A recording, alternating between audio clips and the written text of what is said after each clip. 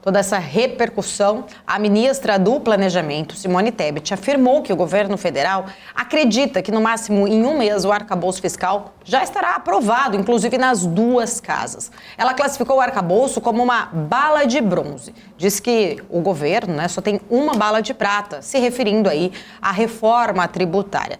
Ela ainda afirmou que só assim será possível destravar a economia e defendeu os processos participativos para o plano plurianual que listará as prioridades do orçamento público de 2024 a 2027. Ainda sobre o arcabouço, a ministra Simone Tebet falou que ele tem um papel ali fundamental para conseguir reduzir a taxa de juros, o que, na visão dela, deve acontecer só no segundo semestre. Ponto importante, Débora, essa questão em relação ao arcabouço em si, na visão da ministra, vai trazer ali ferramentas para se baixar os juros já no segundo semestre.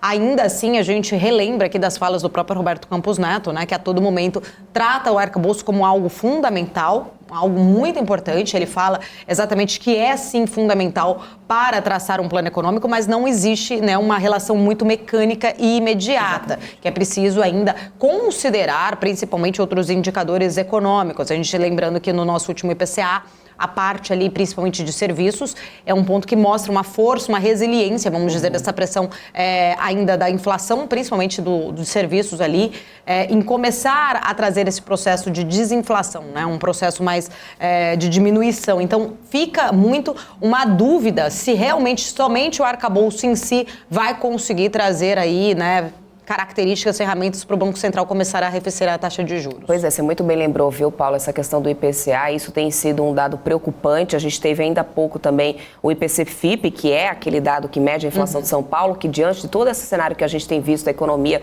acabou o IPC-FIP ficando um pouquinho de lado. Mas é um dado muito importante, já que o estado de São Paulo é o maior estado ali, realmente a gente move bastante ali a economia do país. E no IPC-FIP, a gente teve uma alta de 0,44% na segunda quadra de semana. Mais cedo a gente chegou a comentar sobre isso, inclusive aqui, com os nossos comentaristas aqui no Pre-Market, e avançou em relação à leitura anterior, que marcou alta de 0,40. Ou seja, se a gente pega uma inflação ali de um estado como São Paulo e que a gente vê uma movimentação como essa, dá para poder ter uma noção de que realmente a gente não segue ainda, a coisa da desaceleração, que é o que se esperava, para que a gente consiga ter algum efeito na Selic. Vamos aguardar, E isso, Débora, inclusive, é o que está acontecendo no mundo como um todo, A gente tem visto várias economias ali trazendo, de repente, dados que trazem esperanças de que a inflação pode já ter chegado no pico, aí tem uma melhora, de repente volta novamente uma grande pressão, principalmente em relação aos núcleos. Isso tem acontecido e também é o que preocupa, inclusive,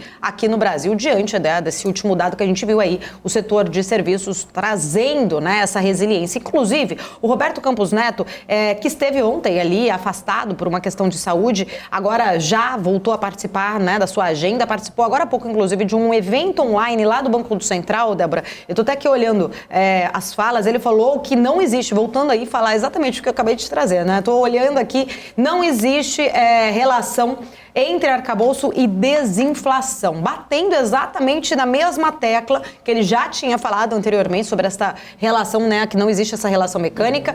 A própria Simone Tebet falando que o arcabouço já traz aí sinalização para baixar os juros, ele traz então agora que a credibilidade do arcabouço está de fato, de que a proposta não se altera conforme os ciclos econômicos. O presidente do Banco Central também falou sobre as taxas de juros, sobre os juros e a inflação, diz que a taxa de juros em território significativamente restritivo foi oportuno, que o processo de desinflação deve continuar ali, esse processo de desinflação, mas não de uma forma linear, que é o que a gente acabou de falar, Inclusive no mundo como um todo, não é linear. É um mês, depois vem o outro, muda, depois volta. Não está estabilizado. Não está ali, linear, como o próprio Roberto Campos Neto disse isso, viu, Débora? Os núcleos estão resilientes e a velocidade deve ser mais lenta. A ata do Copom, aliás, veio reforçando falas exatas do próprio Roberto Campos Neto, ou seja, parece que o executivo anda com aquela máxima, né, da esperança é a última que morre. É a única coisa que eu acho que justifica isso, viu, Paula? É uma leitura não técnica, vamos dizer assim, né? O Banco Central tem a sua leitura técnica,